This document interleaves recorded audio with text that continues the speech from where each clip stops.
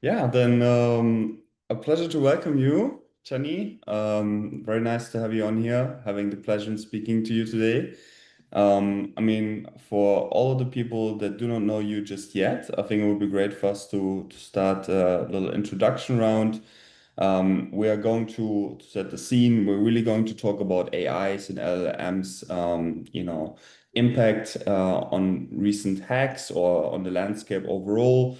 So it's going to be, I think, a great conversation here together to talk about, some of the recent hacks, whether AI had an impact on any of those, and then also kind of, giving our take, mine here from Merkle Science as a solution architect, helping protocols, and then yours as a CEO, also from Olympix perspective on helping, mitigate these attack vectors that we've seen and kind of understanding AI's influence and whether that threat has grown or not.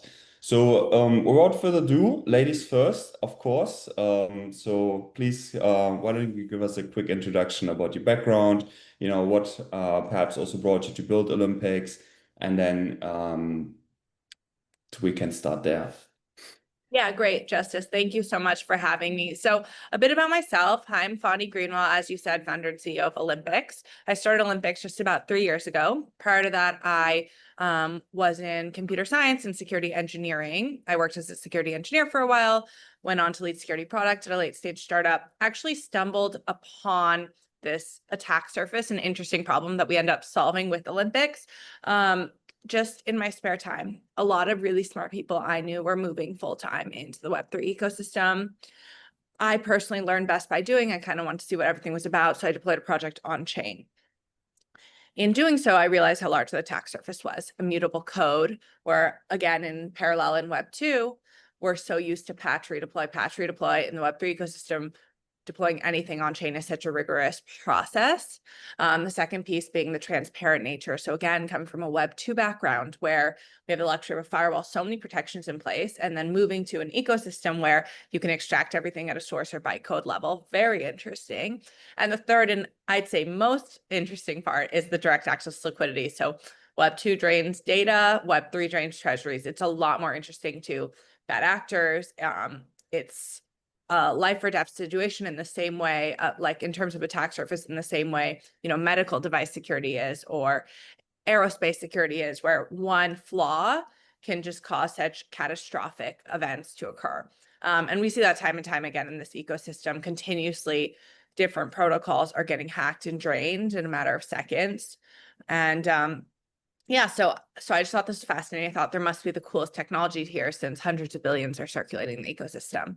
The more I searched, the more I realized there wasn't. And it led me to kind of ask the question, what if we could solve for that? What if we could create technology that actually empowered teams to own security from the first line of code they develop?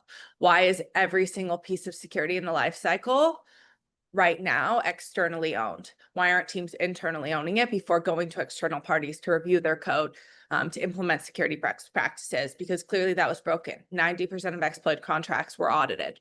And so start Olympix with that in mind. We provide developer tooling that, like I said, finds vulnerabilities in real time while developers are writing code. We do that via different methodologies and different tooling, and we can get into that a bit, but I don't know if it's necessary. But essentially, different tooling can find different things, and it's important to stack it and layer it. With anything in security, you should be stacking, layering your stack, whether it's on the proactive side or the reactive on-chain side. Both components are very important. We happen to sit on the proactive side. So to date, about 30% of Solidity developers use our free tooling. We have a bunch of big clients like Circle, Li-Fi, et cetera, using our paid tooling, which goes a little bit more expansive. And we're seeing just such a rise of teams beginning to realize, I will not survive if I don't take this ownership, and a strong sense of accountability is really rising there. And yeah, so it's great to see the adoption. And from a nerdy, just like my own perspective, it's great to see my team be able to accomplish such technical heights in terms of what our tooling is able to find. And oftentimes it's things that auditors miss. So for example, the Li-Fi exploit, the Cork exploit, the PenPy exploit, all audited, all missed by auditors, all had they used our tool would have been prevented. I mean, same with GMX, the recent $42 million hack. So again, it's not to say auditors aren't incredible and can find a million things a tool can't. That is absolutely true. But to rely solely on a third party and not layer approach is negligent in today's day and age. So yeah, I will turn it back to you.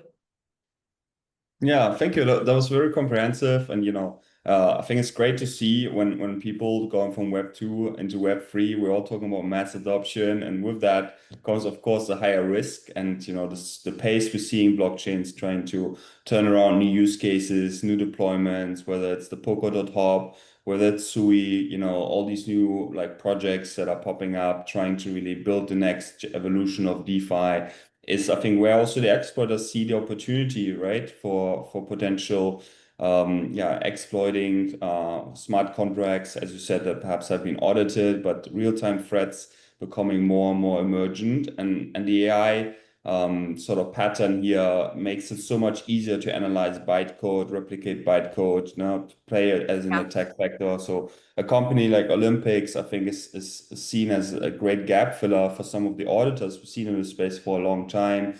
So it's great to see Olympix come to the board and learn more about that today in the webinar. Just to close off the introduction round, so as I said, I'm the director of solution architecture here at Merkle Science. We're Merkle Science. We do blockchain analytics solutions. So we essentially have a database where we have attribution for which addresses belong to which entity, which helps you to detect if you're potentially interacting with an illicit or sanctioned entity.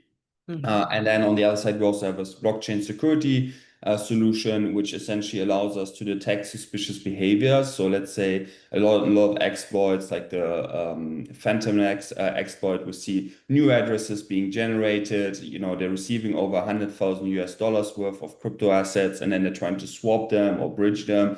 We can detect these patterns and essentially via an API connection prevent them from being allowed to generate a quote. So you can deny and mitigate the risk of like the money laundering taking place on your platform, as well as them potentially, almost doing a DDoS attack of trying to perhaps spam your API with various requests there. So that's just a bit to give those of you that who've joining us today a bit of context about what Merkle Science does. I think Chennai has given us a great intro with Olympix.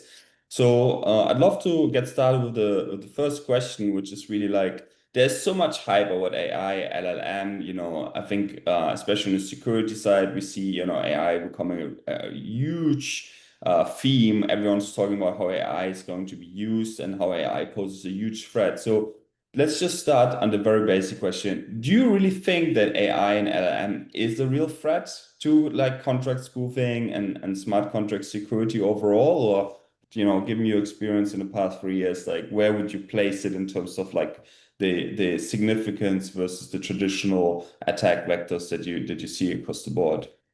Yeah, great question. So I think overall, AI accelerates top people. So if you were to ask me, is it a real threat? Not on its own, not without the arm and the hammer of the human and the brilliant mind behind it. And I think the same is true in applying to like when you think of software engineers, like, will AI replace my job? Well, if you're a mediocre software engineer, it will.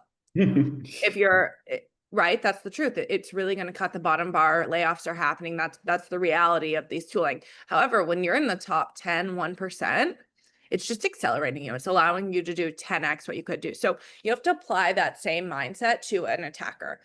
Like you said, how fast can they analyze bytecode? How quickly can they scan across every single contract and find patterns and then begin examining them? Like, how much data can they go through? How many inputs can they throw at different contracts?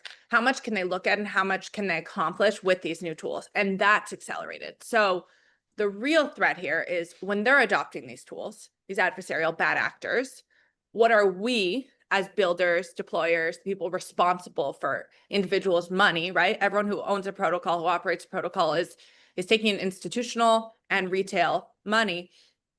What are you doing to combat that? Because you have to assume they don't just have the tools and access that you have, they might even have better.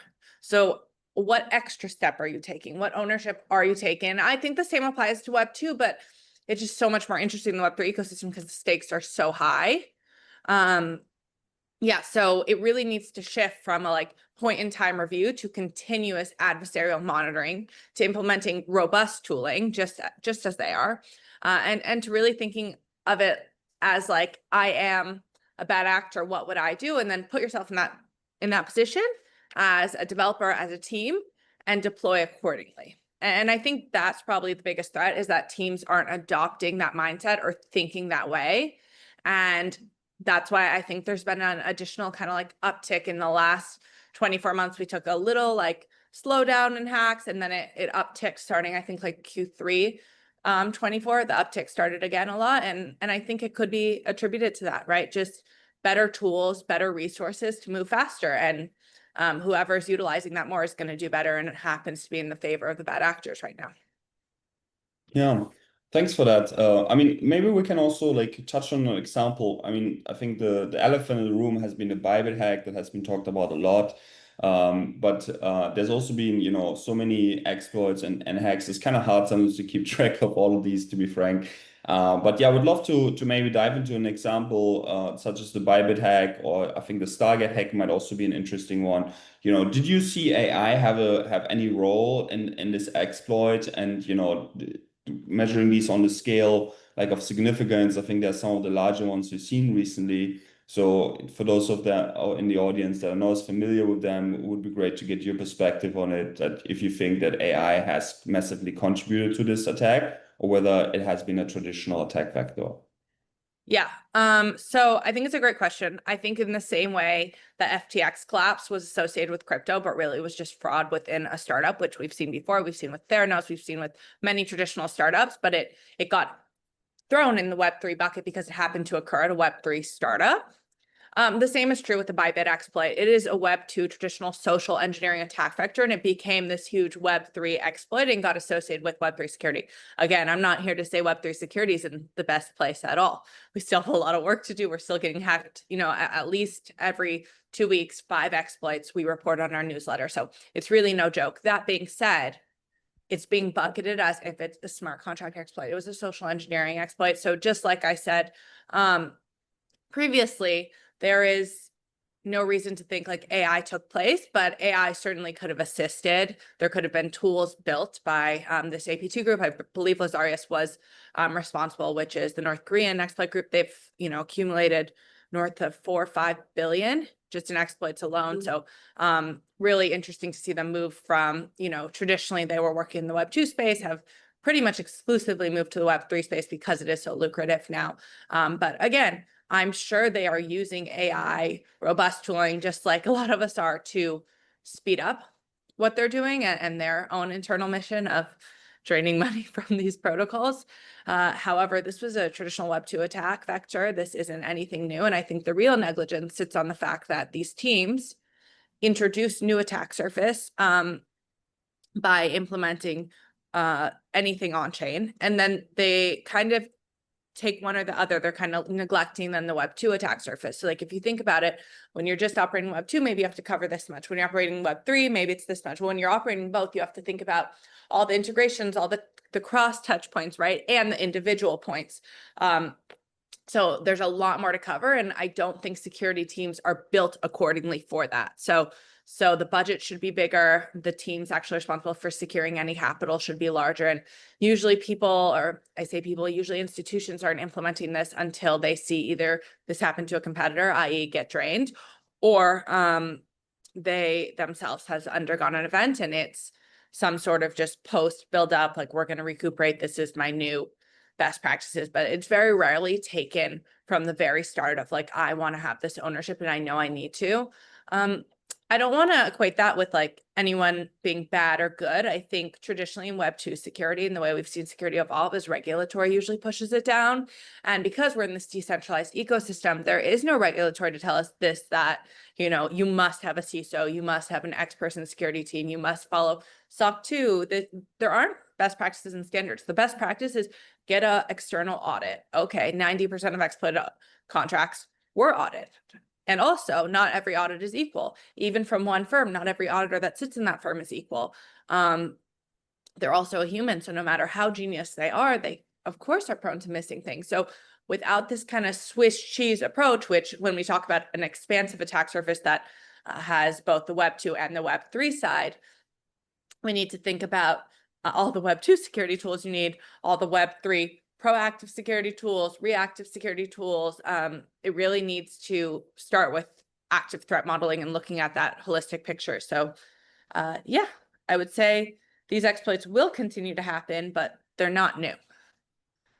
Yeah, I mean, I think it resonates what we see in Merkle Science. We've seen also social engineering just continue being one of the largest reasons why our customers are suffering exploits, whether that's on the decentralized or centralized side.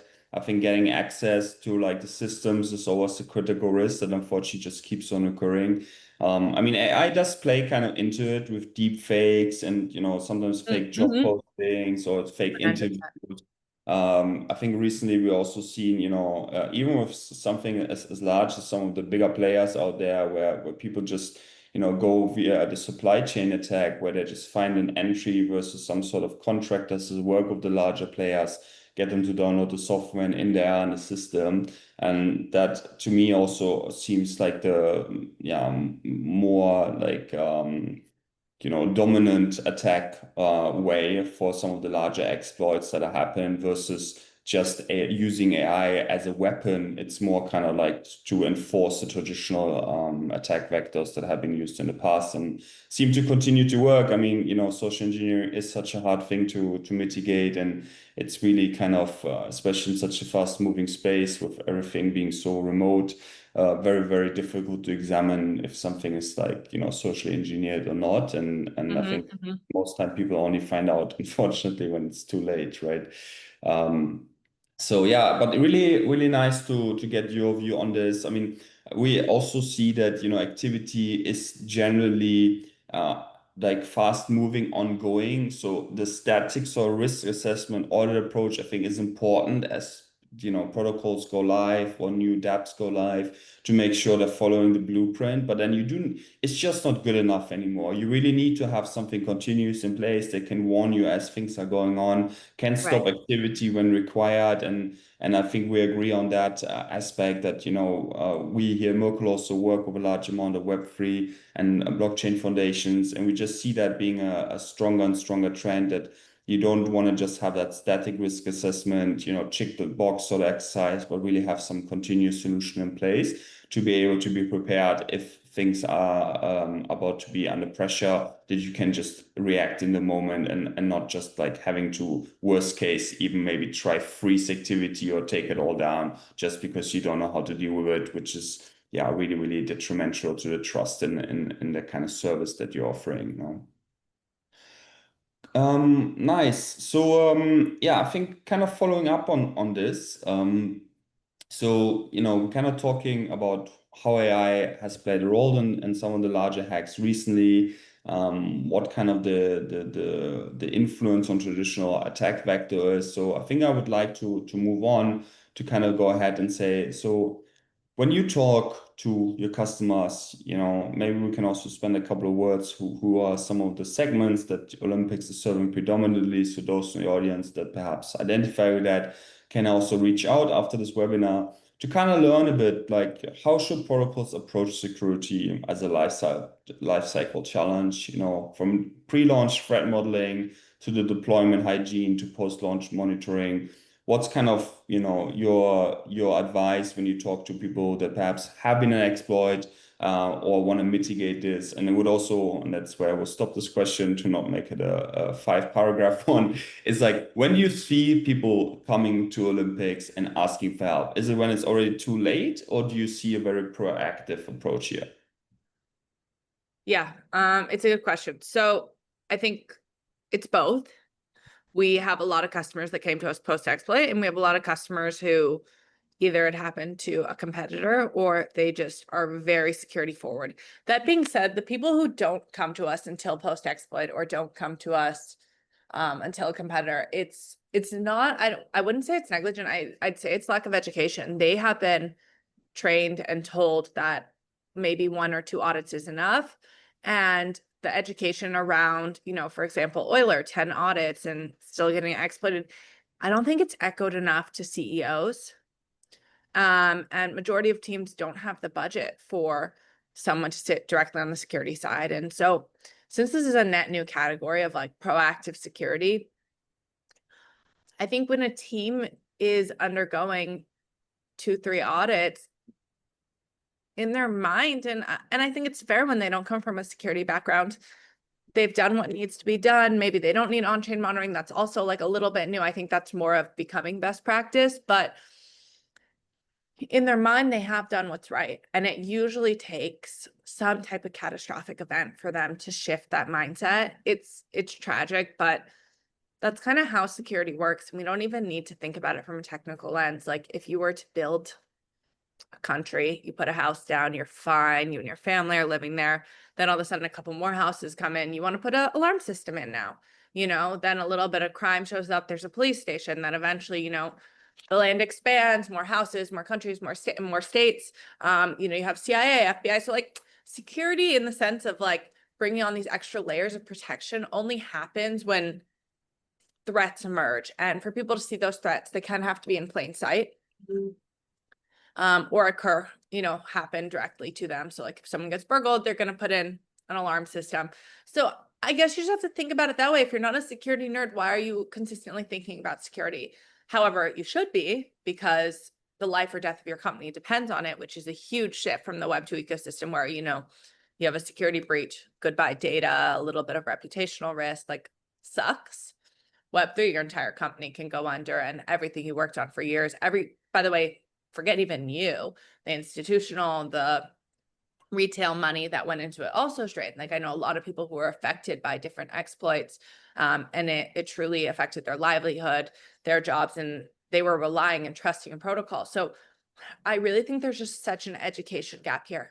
I don't think anyone's intentionally negating security, because why would they if you knew, you know what I mean? The stakes are so high. What's a couple $1,000s for tooling? I say a couple $1,000s, but that's just one piece of it. Then there's another couple thousands, economic risk modeling, threat modeling, Web2 security is another couple thousand, on-chain security is another couple thousand. It adds up for sure. So that the cost is pretty comprehensive, but yeah, I don't think it's intentional. In fact, it's not. I know it's not intentional, but it's the reality. So I think it's really great that people like me and you and so many others on the space are really advocating aggressively for a really expansive Swiss cheese layer approach to security that involves threat modeling from a Web2 perspective, from a Web3, from an integration, from a dependency perspective. There's so much that goes on. And by the way, it kind of comes with the territory. We're building in an ecosystem that is unlocking so many incredible things for people globally. It's a globalized economy. People in Venezuela and Brazil who previously didn't rely on their dollar are now able to trade, or there's so much that our ecosystem enables. So it's such a beautiful thing.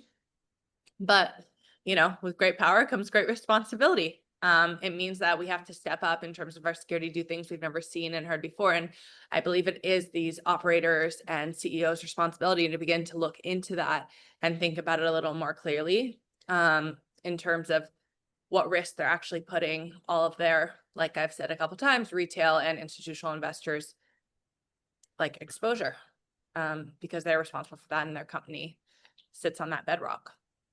Yeah, I think this is a super interesting point you make there. We've seen exploits. I think the Sui Cetus one was an interesting one, which sent huge shockwaves across the ecosystem. We did support the mitigation of this.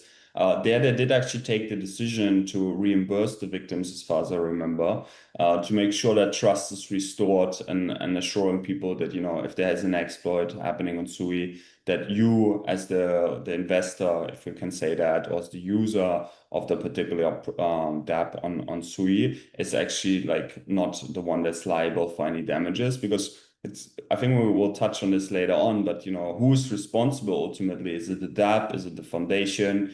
Is it the user that perhaps should do their own due diligence, just like when we use a bank? It's an interesting question to pose, but the point you made there, I think, brings me also to kind of put something in perspective here, that I think the regulation is is really something that's still evolving. I mean, we had the Genius Act come in, and I don't want to us getting buried in like piecing that Yeah. one apart and explaining. But I think the point I'm trying to make is there was no real blueprint as such, right? I feel like every foundation, every protocol does it slightly different, and because of It's that, still the I think Wild also West. Yeah. exactly, right? Like, and that kind of, I mean, normally regulations they're to protect the users, but because the regulation was so ambivalent and things were seen as securities were getting very problematic, I think that has kind of disrupted the ability for a standard to rise across the ecosystem of like, what are all the things that I need? You know, what does security really mean to me as a protocol, and what's kind of the baseline versus like a full-fledged security suite that can help me protect. And it was very like reactive, as you said. You know, most people were focused on building things. And when we talk about the life cycle, we see blockchain foundations that just launching, you know, a couple of months ago before they talk to us. Some of them are in their midlife cycle where they have some adoption, they were able to grow the TVL, maybe they were in the first, 100 blockchains, 150 blockchains, and then we see sort of like the top 10, top 5 blockchains that have been around so long have such a dominance, and they still all are looking for enhancement of their security. And most of the time, the ones that come in super early, we are seeing them usually being fully focused on just building, and security is really an afterthought. Which tends to change in the recent sort of like, I think, 8 months, where we've seen that kind of behavior become more of a like, okay, we want to like think about this proactively versus reactively. And of course, that's a financial resource constraint, as you said, right? You have to decide how much money can I put into attracting builders, sponsoring dApps, building out SDKs, all that, versus like spending on a fancy security tool that I may not even need because I don't have such an amount of assets locked just yet. So yeah, anyway, but like, what's your take on this? Like, do you feel like we need maybe some sort of like guide around like what a security best practice should look like for protocols? Yeah, and I think the funny thing is majority of us security industry players would agree on what that looks like, and none of us think and like we're the end all be all. All of us know that we're one point. And of course, we probably think we're better than our competitors for that point. But we agree that that point, and like thinking of it like a ruler stick, and this is pre-deployment, this is, let's say, audit smack in the middle, and this is on chain. So like all the monitoring, all the dependency management, all the rules sit over there. Like everyone thinks they sit at one point, and I think at least the smart ones all know that every single point matters. They are not the end all be all. So I think it will be interesting to see if best practices go out. Olympix has participated in a couple groups that are working towards that. So for example, ETH Security Alliance, Crypto ISAC, and they're great. I don't know if the marketing's there yet, that people are adopting and listening to the extent that they should be, because the same sentiment is coming out. And like I said, your team is going to preach the same sentiment as my team. And we happen to sit on different sides of the life cycle and service different places. So it's very easy to cross refer to say you should, look at this type of tool for this and that type of tool for that. But I don't know. We try and do a good job of communicating that to our teams that we work with. And we have security experts on my team, as all of the security teams do, who have come from a traditional Web 2 background, who can kind of begin mapping attack vectors with teams and just brainstorming there. And then we're always referring to different vendors, whether it be economic risk modeling, on-chain monitoring, audit firms, right? We're always saying like, all of these are great, but maybe to your point, there is so much room for some standard or best practice to be pushed. And I don't know who's going to push it. Like, I guess I would push that back to you. Like, who could echo this and make it mandated? Because traditionally, like I've said, in Web 2, it comes from regulatory. You must have a CISO. You must follow these compliant. Like, it's and I still think in Web 2, people don't want to do it. They just have to do it, right? In Web 3, I think they'd be a little more incentivized to do it because just the stakes are so much higher. Like if you're CEO and your company could go under if you don't do this, it's a little more appealing than like, oh, I get like a little, reputational hit and some data of my clients is lost. That's like a little less incentivized, less top of mind for a Web2 CEO, but definitely in the Web3 ecosystem, I think. But again, I'll push it back to you. Like, how could you see that playing out? Who would mandate that? How would that become industry best practice? Like, is there a centralized voice? Because I don't know one that people listen to. Yeah, it's a really good one. Actually, I think it's super interesting that we kind of landed on this, because for us it's been a really interesting journey that crypto has generally been, yeah, very much this libertarian spirit and very against Right. standards, institutions, and this narrative has flipped like completely 180. I think since we saw the ETFs, everyone is loving institutional adoption. It's like one of the first things I hear is when I get on a call with early protocols is like, hey, can you help me with institutional adoption? And to your point, like what is driving some of the standards for us that very much have been the institutions actually, because they're the ones that are mandated to put like protections in place for themselves, whether that's around traditional vectors like anti-money laundering, counterparty financing, these kind of things, which we do help them to support beyond the security aspect.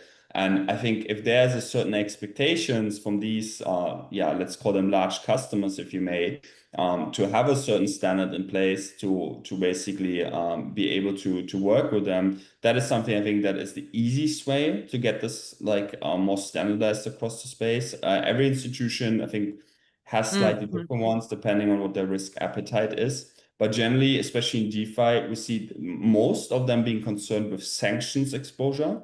Lazarus, to name the elephant in the room, is like the threat everyone is completely like paranoid about. Like if Right. I touch some funds with Lazarus, this can potentially end up being very costly down the line, huge regulatory risk, maybe even like lead to me, being scrutinized by the regulator for my licensing. So, or potentially going to jail, if you do have a sanction violation. So, I think it's very difficult to put a regulation out there. I mean, I don't have a legal background, so I'm standing a little bit out of depth here. But I Yeah. think that's what I've seen being the primary driver for some of the AML CFD components, and also increasingly for some of security. And we see mature companies, without naming anyone, but like companies that have such a huge adoption now and working with institutions, that they themselves just say, hey, we just don't want to take the risk. And as you say, a lot of times it's seen as a cost position only. But I've done a business case recently with a customer where we saw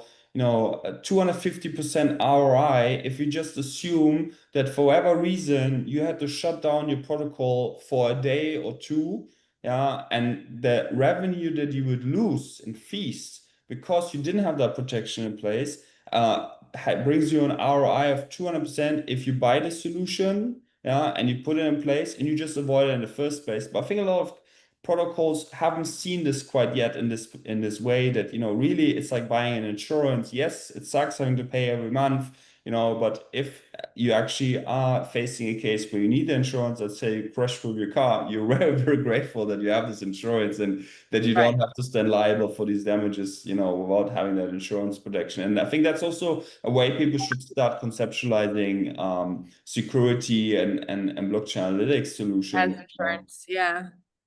No, I think it's a really good point. You kind of brought me back. So we pretty much primarily work with crypto native companies. And you asked me earlier, like, do they buy after they're exploited? And I did put a category of people who are just super proactive that didn't believe in a full cycle security stack.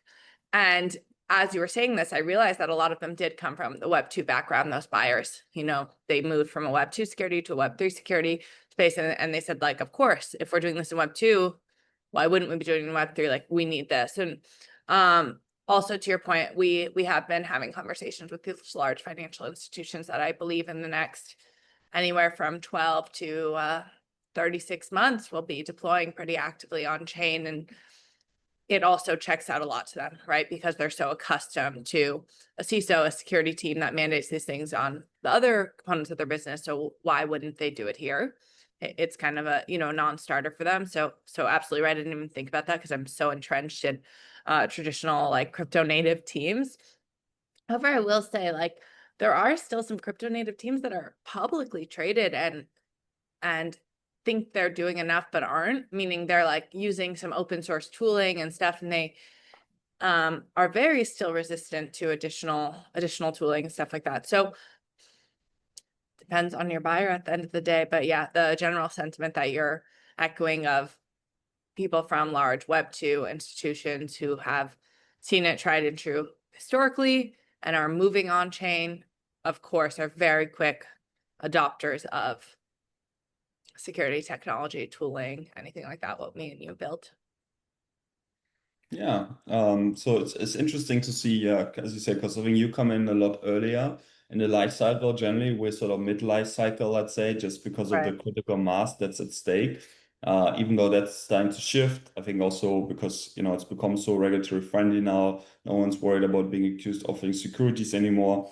So like they want to get with the institutions like as early as possible. Of course, having said that, they also do need to have the use cases out there to actually make the business case. But yeah, I think it's interesting to like agree on the sentiment to see the buyer basically dictate the terms of that solution. And even though some protocols been around for so long, they don't necessarily all have all the whistles and bells that they perhaps should have. And some do get away with it, some do get exploited. So it's also, you never know kind of where the lightning strikes. But yeah, that's kind of an interesting perspective there for you. So thanks for sharing that. I'm looking to switch gears a little bit and us to kind of start looking forward. So I think we will have a very like diverse audience here on the call, people who perhaps are in the security space, in the Web3 space, and we will also have people that perhaps are builders.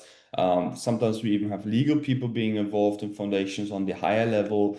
Question that I get asked a lot is that, who do you really think is responsible for overlooking this? Is it the foundation? Is it the developers for the dApps? So these actual deployments on the blockchain, who do you really think should be overseeing the security of that particular smart contract that you might be wanting to protect? Where do you see the conversation most of the time? Do you have it at the foundation? Do you have it with the developers directly yourself? What's your take on this?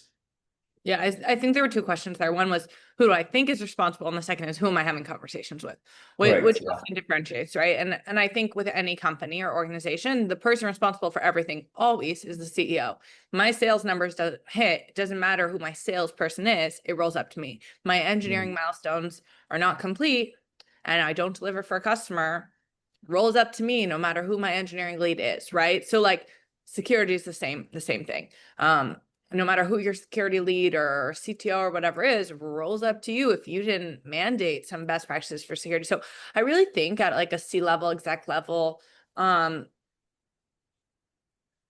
should be more responsibility, more mandates coming from top down as opposed to bottom up. However, we actually often convert a lot of customers bottoms up. They're free users on one of our tools, and they ping us and we start with conversations with them, and then it moves up to maybe their boss and whatever. Very rarely does it come tops down. When it does, it actually follows kind of the same protocol that I just told you. The CEO says, this is important.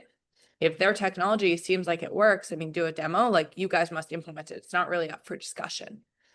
And those teams have a completely different mindset because they understand like security is pivotal. It's part of their job, it's part of their responsibilities. They will get fired if they don't do it right.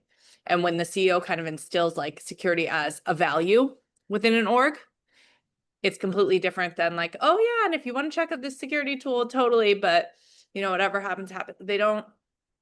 The best CEOs really understand it's like part of their responsibility in the same way sales metrics are, in the same way product milestones are. Like security is its own almost like clump. It doesn't just sit under engineering as like one little thing like infrastructure or something like that.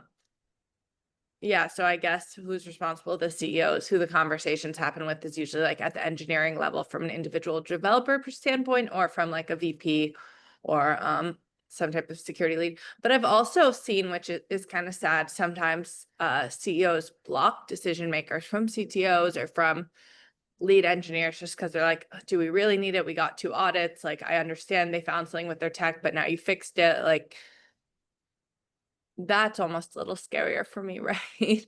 Just because, not because like one client will make or break, but because the reality hits that like these CEOs really don't understand that it is a pivotal responsibility for them in the same way growth and all the other metrics they report to the board are. And then now that I'm going on that tangent, I kind of think, well, why aren't boards mandating security best practices in the same way they mandate us to get like, you know, insurance?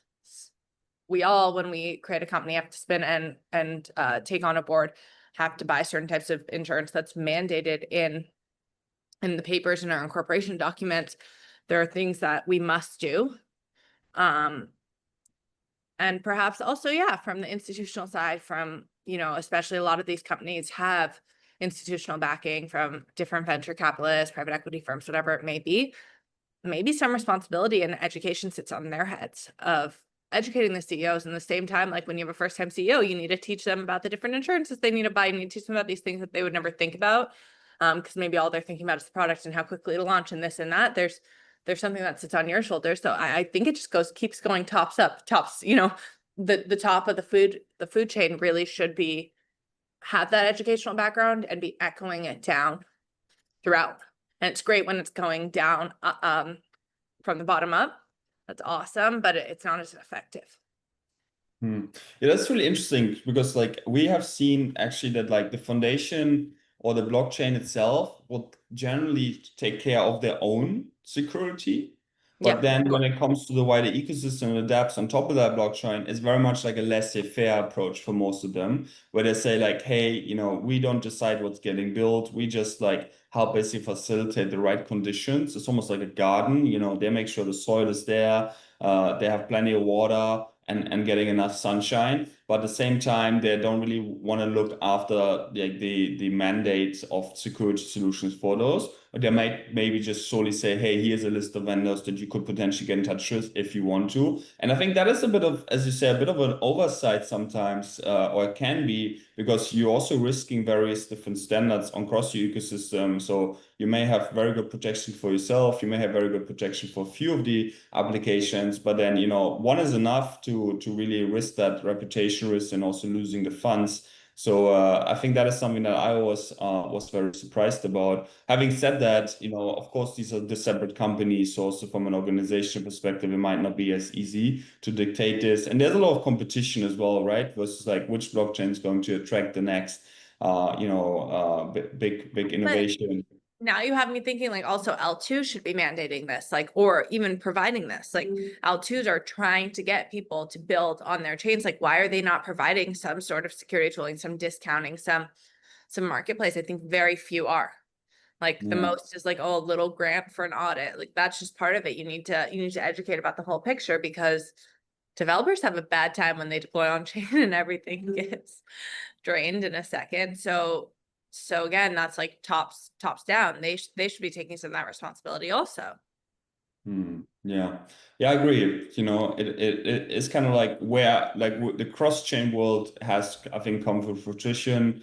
You know, now we see risk not just being on your chain, but also across chains, Right. even with the Sure. partners you're working with. So yeah, I think it's a good point you make there. Even though I think we're all aware crypto is never going to be like a fully safe space. I think because technology is constantly evolving, at least out of my perspective, you know, maybe, Yeah. I don't know, 20, 50 years from now, maybe we'll find some sort of like point where things are so mature that it's just not happening. But from right now, it just seems impossible to fix it all the time. Also, like, you know, it is pretty impressive, I have to say, that, you know, there's still export happening despite all the security vendors, despite all the audits happening, you know, that this is still ongoing. I mean, we've seen this for so many Yeah, years. but I would be curious to see like if you actually double down on the teams that are getting exploited, like what did they actually implement? And more often than not, it's not actually that comprehensive a security stack. Like, I mean, maybe you have a counterexample for me, but and we sit pretty much exclusively examining like the Solidity exploits. I'd be pressed to find an exploit that occurred where the team actually had what me and you believe to be best practices in place. Okay. Right. Yeah, I mean, you're closer to this than I'm, Jenny. We usually are more on like, either the flow of funds, like tracing that we will support, or like the actual transaction Yeah. itself And versus and like the teams need other. that in place too, right? They need like an incident response team, methodology, strategy in place ahead of launch, because if it does happen, how quickly are we going to move on that? What are we going to do? Mm, Um, that's yeah. true. Yeah, and It a needs lot to of get times they ran. don't. Yeah, so that is a good point. I mean, we always say hopefully you don't need to trace your own funds, but maybe just proactively to identify bad actors. But it's good to have it if you need it for sure, especially when it comes to cross-chain tracing. Cool. I'm looking at time. I think we can maybe kind of go out and look out and say, so what is our take overall here when it comes to proactive security and compliance for protocols? Do you have different tiers of support that you can offer to those who trying to be proactive, trying to be having a different standard? What does that look like? And do you see any sort of like major changes given the AI landscape in the next coming years or months rather, perhaps? Yeah. So is your question, what should companies do, or what can we do for companies? So I was really trying to understand, like, do you offer different tiers of security packages, Right. Yeah, on the one side? absolutely.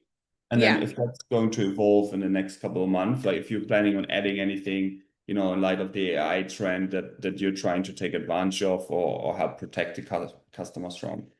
Yeah. Okay. Great question. So what does Olympix offer? And then I'll double down by just echoing again, Olympix is not the end all be all. There are many solutions that need to be in place. You need to start first with your team, threat modeling, your Web2 landscape, having an external auditor, having these on-chain solutions as well. Like there's so much more than goes into it. But when we're just talking from a proactive standpoint, there's so much internal ownership that can take place. And that starts with tooling. So Olympix sits directly in your development environment. We have different tools, and we can break that down. We have static analysis, which is just tried and true. Static analysis is a little annoying, it's a little noisy, but before Olympix, all the static analyzers on market were open source, noisy, couldn't actually understand every single path within a contract, so would miss big vulnerability classes like cross-contract transparency, signature replay, and people say, well, I could build a detector on Slippery that could do it. You actually can't, because it doesn't have the IR and composability and ability to find those vulnerabilities, no matter what detector you write on top of it. So like, not only is it more noisy, so like with more noise comes less attention. The more things in my face, the less I pay attention to, even if there's one, which is like the existing open source tools, which about for every 100 findings, 75 are false positives, where Olympix, for every 100, only 15. But it's static analysis. It's a little annoying, right? But I think what's more important, of course, like just because I'm such a security person, is that we find a lot more. We can find vulnerability classes and types that no open source tool will ever be able to find. Unless I guess someone comes out with some like enterprise grade one in the future, but currently you just can't stack up against us in terms of that. We have a free version of that though, that's on market on VS Code. Everyone should definitely be using that if they're not using our paid version. Our paid version has more detectors, covers more. That's in static analysis. Then we also have, there are best practices ahead of an audit. You need to have a certain amount of test coverage, and you also need a certain mutation score, like, so actually how robust your test suite are. So we have something called a mutation test generator. So if you look at the PenPy exploit, it was a missing reentrancy guard test. So had they used our tool, would have been prevented because it found that gap in their test suite. And so, and then Li-Fi would have been prevented with their static analyzer. So different tools, again, layer, because you never know which sword's going to come at you and where your hole in your cheese is. And then there's mutation testing. We have, we call it a fuzzer, but it's more of automated formal verification and fuzzing combined, which is in private alpha. And then we also have another tool, Bug Poker, which is in private alpha, which relies on the Olympix engine, which kind of everything in Olympix relies on. And essentially the idea of the engine is it uses all these math. I'll step back for a second. A big problem with AI tools is they're AI wrappers with maybe some good training data. That is not a security tool. It's very negligent to call it a security tool. I find it very problematic. You want to build a fuzzer, you want to build formal verification tools, like all for it. I don't care how competitive you are to us, you are a real security vendor. When you create an AI wrapper, so dangerous to promote, really, not best practice. So when we think about how do we implement AI, and mind you, we've been Olympix.ai since 2022 before ChatGPT went big. We think of AI as our continuous learning layer. We have ingestion that happens, but it sits on top of mathematical proofs, on top of static detectors, our intermediate representation. We understand every single path. We're cross-referencing them, fuzzing them. Like, there's so much going on, and the AI is really an optimization layer. It's a layer for thinking, for questioning the results that all these security industry level tools are creating. And that's kind of, I think, the biggest risk with AI right now is conflating, like, oh, this AI tool will find things versus this AI tool will optimize things. And so that's when you ask me, like, okay, what are we doing today? It's kind of the static analysis, the mutation testing. And we have an automated unit test generator, but that's why I call it a security compliance tool, just so you can, it's a productivity tool. But you want good coverage. Those are kind of what's available today. For our existing customers, though, they all have the private alpha access to our other tools, and those are increasingly more and more powerful. So for example, the GMX exploit would have been prevented with that tool. Now, again, is it because the AI found it? No, it's because one of our tools sitting under the AI found it, and the AI optimized and pulled that out. So when we took the relevant commit, hey, this is the commit that got exploited, and we threw it in our tool, immediately said, here's the attack vector, here's what could happen. Put it side by side, it's the same thing. And we do this all the time. We don't touch the tool. We do this for our own internal metrics, and it's powerful when you can optimize it. And I said this earlier, like when I was talking about bad actors, like assume they have every tool, if not better than you, and you need to match them. So you need to have every tool. And turns out when we use these tools, we outperform auditors, we find things they don't. And again, I'm not saying they don't find things we don't. You definitely need auditors, you definitely need humans in the loop, but you really need a layered approach. So we talk about how we are actually addressing the AI issue. It's always been something we've seen, but we've seen it as something we can optimize, and you need this, continuous learning layers within your, what we call our Olympix engine, that are feeding in, real world attack vectors, hack databases, continuous, audits that we respect, it's training on, but it's not just looking for pattern recognition like that. It's using that as almost context when it's thinking about the results that our tools are spinning out, and then challenging and working from an agentic perspective with each other. Yeah, that's super nice to hear that you guys also have a free version. I think that's always cool for people to try out. And it's very nice of you to share like how important AI is in your tech stack, how it accelerates some of the functionalities. I think we align. We also have a free version. Anyone that's interested can Google freemium on Merkle Science. It gives you access to our Compass tool, so you can screen around 1,000 transactions free of charge every year. And then we have a starter, scale up, and then ultimate package that allows you to basically scale the security and blockchain analytics solution across your ecosystem, for a different amount of calls basically that you have access to, and the number of licenses just go up depending on how many partners you're looking to equip. And we also have an exciting new offer, the data platform, which is our answer to AI, which is basically like data querying, on custom queries. So anything can be queried. So you can start understanding the trends and then use AI to basically write queries better, use a genie. But we also don't see AI as a standalone set of tools, but really as a way of enhancing our existing capabilities. And I'm pretty excited to say, a lot of people just sell AI as a ChatGPT wrapper, and I think that's a little bit too easy to really call it a solution as such. So it's negligent, because people who aren't educated, it creates a false sense of security for them. They really think they are doing what's best, and it really upsets me from just, I don't know, from as a security person, as someone who cares so deeply about this. Listen, you want to implement a different tool than us, that's really whatever, like, great. And I imagine you'd say the same, but when you're implementing something that's not actually going to help you, it's really scary. Yeah, I agree. Okay, I'm just looking at time. It was really, really nice to chat to you, Jenny. I think we're gonna have a short Q&A. So I'm just gonna have a look here, see if anything has come through just yet. I don't see anything just yet. So let's just wait, give everyone maybe a minute or two to write down any questions, and then we can take a look at them. Just make sure.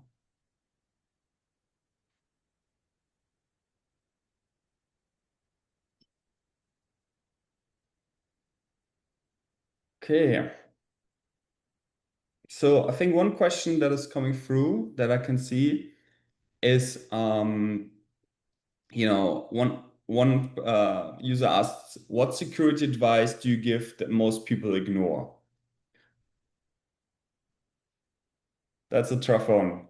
I'd say probably think about your entire attack surface and again, they just don't have the time or space and they don't make it a priority. So even if they're thinking on the Web3 side or the Web2 side, they're ignoring some part of the attack surface and they're not actually mapping it out to the full extent. I think majority of teams, even if they do look like they're implementing best practices, they are missing that initial threat modeling component that needs to happen first before anything is deployed on chain, even honestly mid development, once you've kind of have a concrete understanding of what you're doing. So dependency mapping, all these other pieces that play into the puzzle of what security truly looks like and what your attack surface really looks like. And it's unique to every protocol and every builder. And they don't have that mapped. They don't know what to protect for. So I'd say a majority of teams actually aren't mapping for that. I did X, Y, and Z. I think I'm going to be good. But if you haven't mapped it, you don't know you're going to be good. You need to know. Yeah, I agree. It's hard to really give an answer until you do the analysis, right? And yeah, I think that is also the hard bit. The analysis and being honest to yourself is something that takes time, effort. Especially security can be a very complex landscape and might not be in everyone's domain expertise. So it's also the time that you have to take to actually understand all the different offerings, all the different potential risks that you might be exposed to, no? Yeah. Cool. And then I like this one. I kind of scoop through some of them. So is AI more helpful or harmful in the Web3 security space right now? What's your take on that?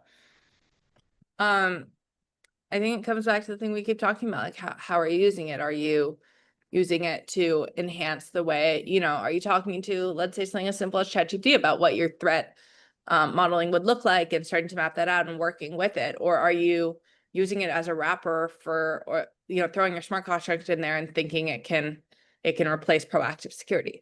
What are you using it to do? What are your intentions? So AI can hurt and harm you. And when people use it as a shortcut, it often harms them. When people use it as an accelerator for existing practices to make things go faster, to think about things more comprehensively, it goes great. Yeah, I mean, it's a tough one. I also think that overall, I think that the improvement potential is gigantic, but at the same time, yeah, it's also available to the other side, right? So it's kind of like, I don't know, a weapons race. I would maybe use as an analogy. If both sides start getting the same weapon, it's just going to become a necessity versus an option. And I think overall. AI is probably going to be more helpful than a threat, I would say, in light of the ecosystem is so large. Yes, there's a lot of hacks and exploits taking place and risk companies are exposed to. But if we look at the momentum and significance of the assets moving on chain, I think AI has the potential to be a lot more helpful to accelerate that even further than the few exploits that we might see comparison to all the good things that are happening that are not constantly reported on. So I think I would also see that in a positive light. Yeah, for sure. Cool. Then I think we're at time. I'm getting signal here. So yeah, I'd like to thank you very much again for taking the time this morning to speak to me. I hope the audience enjoyed our chat. I got some perspective on how important AI is as a threat vector, what is kind of impact on the security and blockchain analytics space. And yeah, please do get in touch if you have any questions, if you want to learn anything. And then we're going to put a couple of links around our free offerings in the email that we're sending out for those of you who missed us this morning. So feel free to check us out and hopefully see you soon. Thank you so much. Okay, take care. Bye. Bye.